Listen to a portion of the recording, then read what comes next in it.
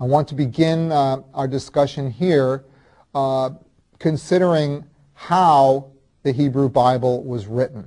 I don't mean actually how it was put on paper, although there will be a little bit of that, but more just the human processes that took place that produced the Hebrew Bible as we know it.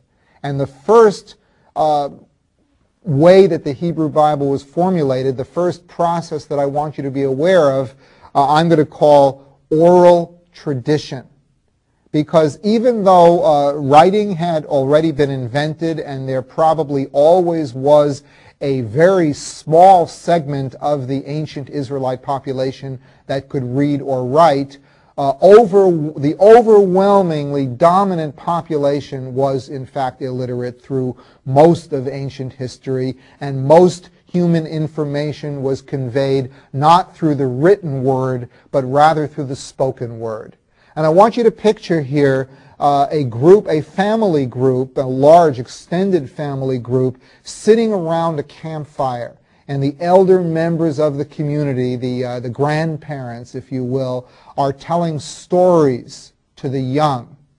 And these stories are told primarily and significantly for their entertainment value. They didn't have TV, they didn't have cinema, so what are they going to do to pass away the time after the failure of daylight? They're going to sit around and they're going to tell stories. But there's some very important thing that's taking place as they are entertaining the youth, regaling them with the stories of their distant past, and even some stories that exist in a time completely different from our time. These stories convey values. These stories will convey a sense of identity, a sense of belonging, a sense of knowing who they were. So even though some of these stories seem light and frivolous, and some of these stories seem fantastic and unbelievable, a very important social and religious process was taking place as these stories were conveyed. Another important thing to know about the oral tradition, and of course anyone who's ever played the game of telephone knows this, that as you communicate things orally, they change.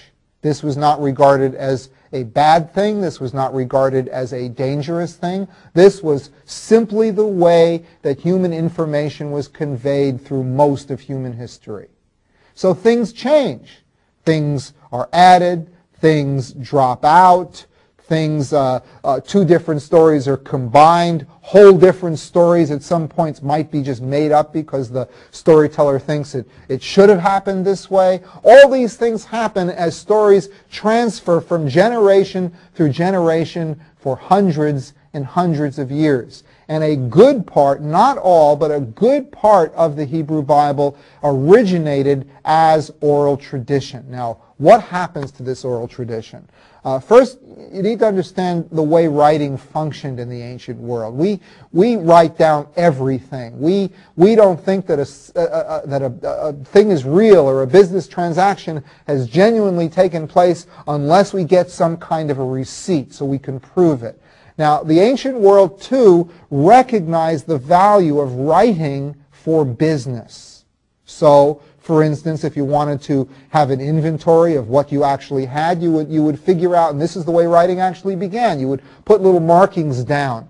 If you wanted to sell something, you would put a record of it down. And writing began simply to facilitate the transaction of business. The really important things that they wanted to remember, they wouldn't dream of putting down in writing. Those are the things that they told, because the important stuff was told orally. The crass business, day-to-day stuff, that's the stuff they put down at writing. At some point, that changed, and we do not know why. At least I don't know. Perhaps they felt at some point that the stories were being lost, and they figured they better write them down so they won't lose them anymore. Or perhaps it was simply that there were so many different versions of the story that somebody wanted to set the record straight and say, this is the way this story really should go. Or perhaps more and more people were getting literate and they wanted to read these things and they didn't want to just hear the ones from their grandparents. We don't know. But at some point, writing became more important and these oral traditions began to be written down. This seemed to occur at the same time as the growth of cities, for instance. The other thing that happened is there were a lot of things that never passed through an oral stage but were written down immediately. These would be things like legal codes and regulations, royal annals, written histories of what the kings did. So these things get written down and they get collected too. And gradually there seems to emerge a series of collections, documents, if you will, that circulated from place to place. Keep in mind, the printing press has not been invented yet, but rather everything that's copied has to be laboriously copied down, word for word for word. And it appears that there emerged certain documents that were collections strung together of a number of these different kinds of stories. For instance, there were probably documents about the early ancestors of the Israelites, Abraham and Sarah, Isaac and Rebekah, and so on. There were probably documents, collections of the creation stories of how the Israelites believed that the universe was created and human beings were created and Israel was created. So these documents started to emerge.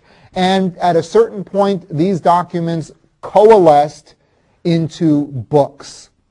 Now, the length of the books was determined by the format. Now, I shouldn't even use the word books because books had not yet been invented. Rather, what they had were scrolls, rolled up lengths of paper or parchment. Now, in Israel's territory, they would use parchment, which was a treated form of sheepskin. I happen to have here a traditional, what's called a Torah roll, and I want to point out a few things about that before we move on.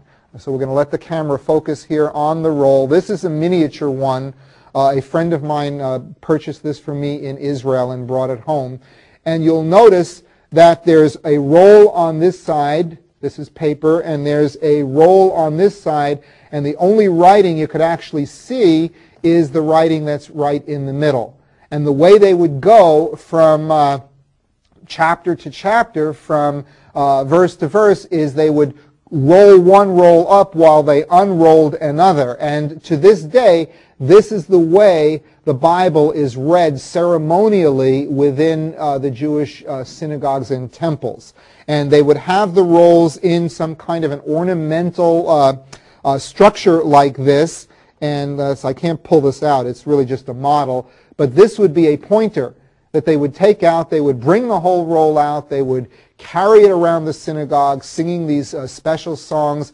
And then they would unroll the scroll in the right place on a table. And then they would read it with this pointer. Okay, the camera could now come back to my face. Anyway, the length of these scrolls is determined by what is practical to put on a single roll of parchment. So a next stage in this process is there emerged collections of books. And these collections of books didn't happen all at the same time. The first collection of books, which is the most important one to the Jews, is what's called the Torah, T-O-R-A-H, Torah. Torah means law or instruction in Hebrew. And this embodies the first 5 books of the Bible: Genesis, Exodus, Leviticus, Numbers, and Deuteronomy. The next section, and I'm not going to list all the different books in this section, the next section is called the Nevi'im, and that's spelled N-E-B-I-I-M, Nevi'im, and that means prophets. And this was the second collection that was put together, and it embodies what we might call the historical books, the books about the prophets and the kings. And then the next section of the prophets, or the Nevi'im, is the books that are actually named after prophets. The last section of the Hebrew Bible is the Ketuvim, and this was the last one put together. And this is just simply everything else: the Psalms, the Proverbs, Book of Job, bunch of other things. Okay, so we have now floating around the Israelite community, probably in the Hellenistic period, so we're talking about like 300 BCE, 200 BCE, up until the time of Christ. We have these various collections, these documents, these rolls floating around, and then a certain thing happened. And nobody knows exactly when it happened, and it probably happened for the scrolls at different times. I know it did. But these scrolls became fixed. By that I mean that it no longer was religiously acceptable to change them. The actual letters became so important that they could not make any further changes. At this point, the Bible, the Hebrew Bible, was the way we have it now. And now the only way we can interact with it is not by changing it or combining it or re-editing it, but simply by interpreting it. And the printing press, keep in mind, wasn't invented until the 1400s. So we still have something like 1,500 years that this book needs to be copied over and over again. And there's one final element I want to talk about, and that is in that process of copying. Because the ancient Jews believed that not only was the ideas in this book sacred, but the very words, the very letters were sacred. So it was very important to them that they not make a mistake. And this is how they did it. Remember, no Xerox machines. They figured out by counting what was the exact center word of every book. What was the exact center letter of every book. What was the exact center word and letter of every collection of books. And then after they'd make their copy, a process that would probably take a year or two, they would count. And they would find if indeed the central letter and word of each book and each collection was the same as what it's supposed to be. And if it was not, that meant that a letter or a word had dropped out or been added. They would destroy the entire book, the work of 2 or 3 years. Now, the result of this is we have a group of Jewish scribes that are called the Masoretes, and these Jewish scribes, we have the earliest Hebrew Bibles we have from them are from the 10th and 11th and 12th centuries of the Common Era. Then in 1948, the Dead Sea Scrolls were discovered in Palestine. And then all of a sudden we had Jewish documents 11 to 1,200 years earlier. So what we could trace here, remember the game of telephone, is copying for a process of over 1,000 years.